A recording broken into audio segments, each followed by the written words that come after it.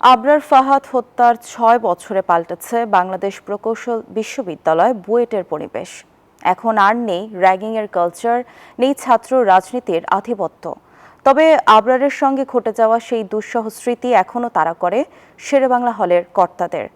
আবরারের জন্য এখনও কাঁদেন অনুজরা, চান হত্যাকারীদের দ্রুত সাজা কার্যকর। শিগগিরই সেই প্রত্যাশা পূরণ হবে বলে মনে করছেন আইনজীবীরা। বিস্তারিত নাইম আল জিকোর প্রতিবেদনে।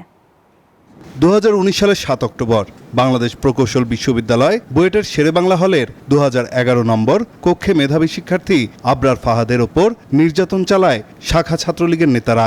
শিবির তকমা দিয়ে নির্মম নির্যাতনের এক পর্যায়ে মৃত্যুর কোলে ঢলে পড়েন আবরার ফাহাদ।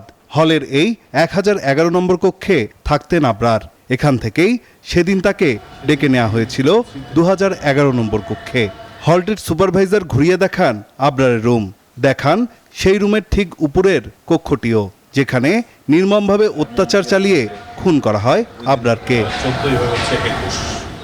হলটির সিনিয়র সুপারভাইজার মতিউর রহমান বলেন, আবরারের মৃত্যুর পর পাল্টেছে বুয়েটের হলগুলোর চেহারা। 5 বছরে ঘটেনি কোনো প্রকার অনাকাঙ্ক্ষিত ঘটনা। পরিবেশ এখন শিক্ষার্থী বান্ধব হলেও আবরারকে বাঁচাতে না পারার আক্ষেপ কমেনি।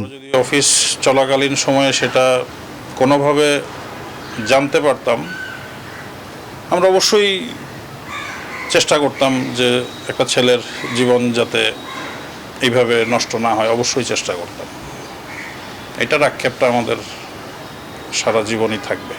আবরারের সহপাঠীরা এখন আর ক্যাম্পাসে নেই, ক্যাম্পাস এখন নতুনদের দখলে। তবে প্রতিটি শিক্ষার্থী জানেন জীবন দিয়ে আবরার তাদের জন্য কি অবদান রেখে গেছেন।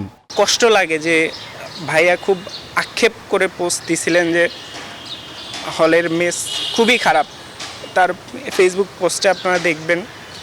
তো তিনি খেয়ে যেতে পারলেন না। 2011 নম্বর রুম, যেখানে তাকে অত্যাচার করে ওনাকে নির্মমভাবে হত্যা করা হয়েছিল, ওই স্মৃতিগুলো আসলে এখনো আমরা ভুলতে পারি না। এই বিষয়টা আসলে সত্যি পিছিয়ে গেছে যে আবরার ফাহাদ ভাইয়ের যারা হত্যাকারী ছিল, যারা এর সাথে জড়িত ছিল, তাদের যথাযথ শাস্তি আসলে দেওয়া হইতেছে না। এটা আসলে দুঃখজনক। অন্যের প্রতি যে আমাদের একটা ক্ষোভ, এটা আসছে কোথা থেকে? এগুলো আসছে হচ্ছে আমাদের এই ধরনের, আমরা ওই আবরার ভাইয়ের মধ্যে ওনার থেকে আমরা অনুপ্রাণিত হয়েছি আর কি।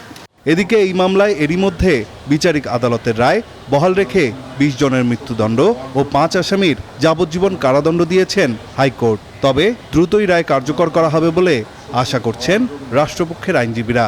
দণ্ড যদি বহাল থাকে তাহলে তার প্রেক্ষিতে বাংলাদেশের মহামান্য প্রেসিডেন্টের কাছে ওনারা ক্ষমা প্রার্থনার একটা আবেদন করতে পারেন। এইসব প্রসিডিউর শেষ করার পর যারা মৃত্যুদণ্ডিত থাকবে তাদেরকে এই ফাঁসিতে ঝোলানোর একটা ব্যবস্থা সরকার নেবে।